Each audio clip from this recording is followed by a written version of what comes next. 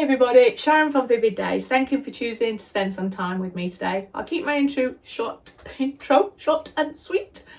Today we're going to be evolving my Queen of Hearts roses that I did, which was the red and black theme, and I had some requests to try them in some lighter colours, so I thought I'd come back and have a go. And I get a little bit brave and try some of the leafing, but this one is a pink and a purple, but for some reason when it's any kind of leafing I always want to say gold leaf. Anyway, thumbs up, subscribe, share, comments are always welcome. Remember to hit that notification bell if you want to know about future releases, and visit my Etsy store if there's any treasures there. I'm very slow at putting things up, but if you like some of my work but you want it in a different colour scheme, just let me know. Last but not least, showcase your creations. There's a beautiful Facebook group link in my description, and yeah, we just love to celebrate the work that you create, and hopefully will inspire you as well. So it's a circle of love. Anyway, I'll see you on the next video. I hope you enjoy. Stay safe and well, and keep creating. Bye bye. Hello, time to update you with where we are with the project. So I have added my cellophane wrap to this, made it quite as tight as possible, don't like those creases, or the resin will run. And I have the gilding leaf. So I've got a pink and I've got a purple. Now, it is very delicate, so I've got some cracks in there, but I'm not too worried because this is an experiment. I want to see if it's going to add value to the bottom of my petals. So these come from Amazon, and you can buy them. They're not in boxes, but you can buy sets of different colours.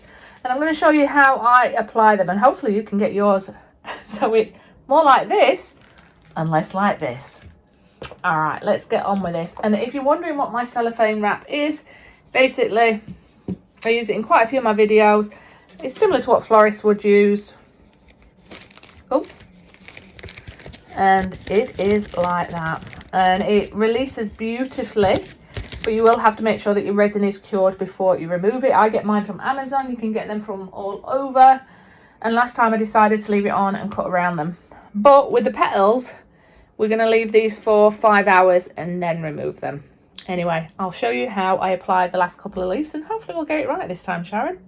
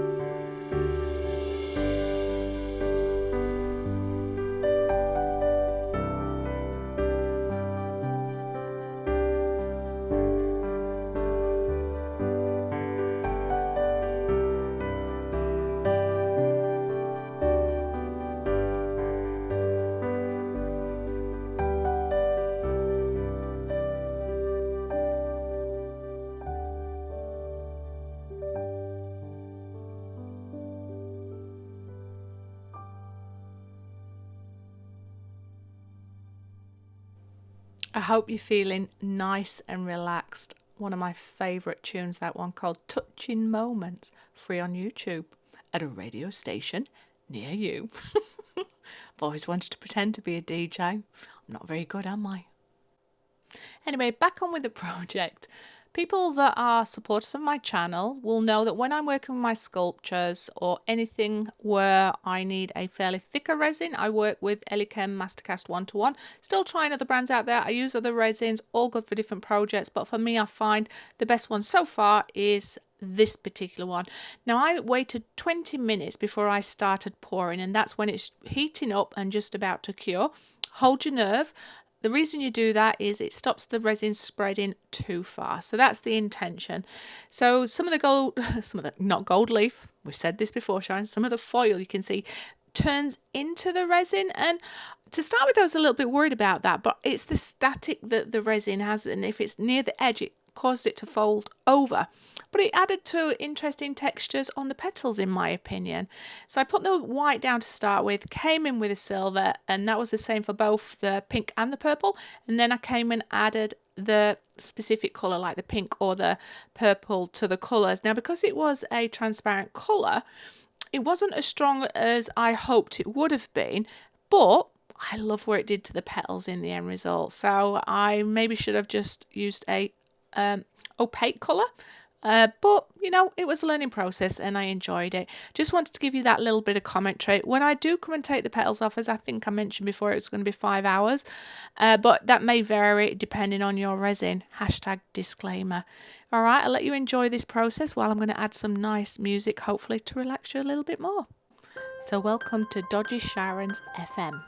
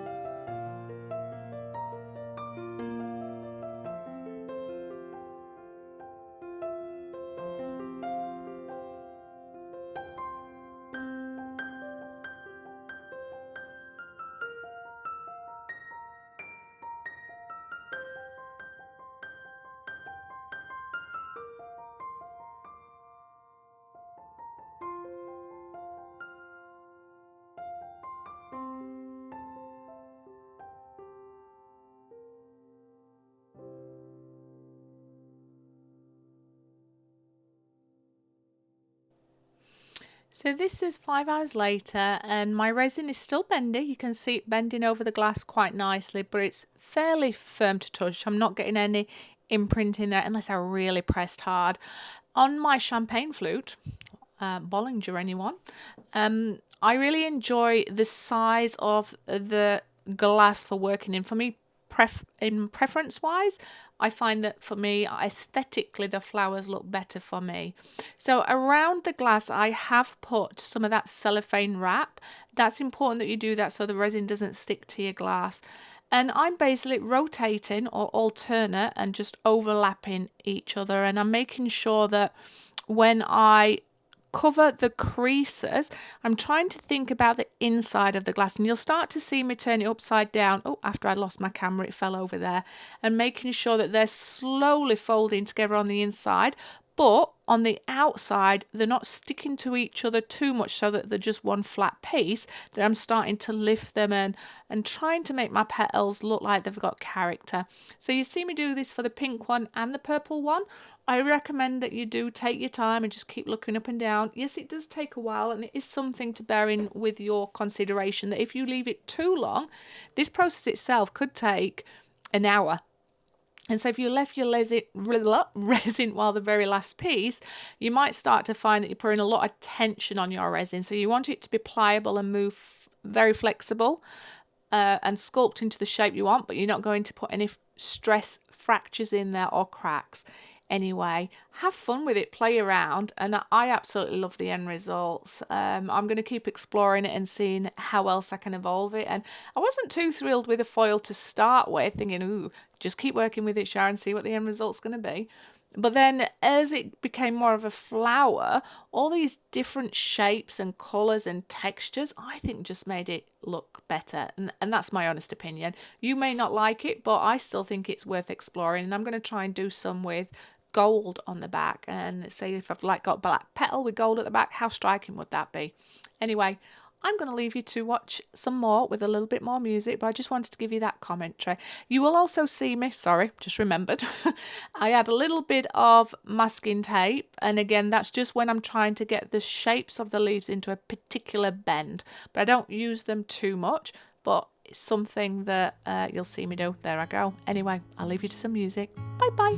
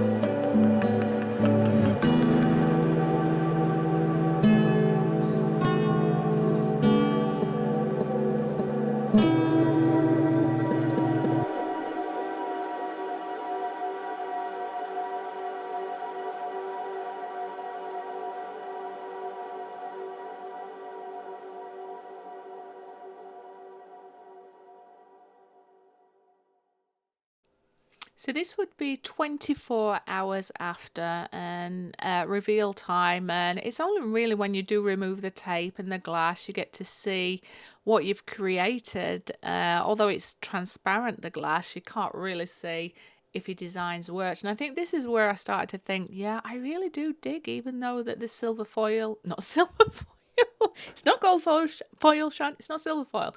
It's just coloured foil. So the pink and the purple, I feel, did add value. And then I started to think about, well, how do I want to finish them off? Am I going to put them on coasters? Am I going to put them on canvas? And then I started to explore and evolve until I got the end result. So a lot of it is just be free to explore. Try different things. I think the way I do these petal by petal, it is important that they are secured to something, because every petal's added individually, and although they were added when the resin was still moist, if I really pulled, I could get those petals off. So the importance is to put it into some kind of resin to bring your piece together, finish it off, but also hold those petals, in my opinion. Yes, you could go behind it with UV resin, I guess, but I just like to present them so that they could stand on your shelf somewhere or a table and be a really nice feature. Anyway, I'm going to leave you to see how I finish off my project. This will be the last time I'll interject throughout the video, because you do have the summary and me speaking at the end. But yeah, I hope that you're enjoying it so far. I hope you found a little bit of relaxed time. And I'm going to put Sharon Sad Dodgy FM back on for you. I actually like it, really. Bye bye.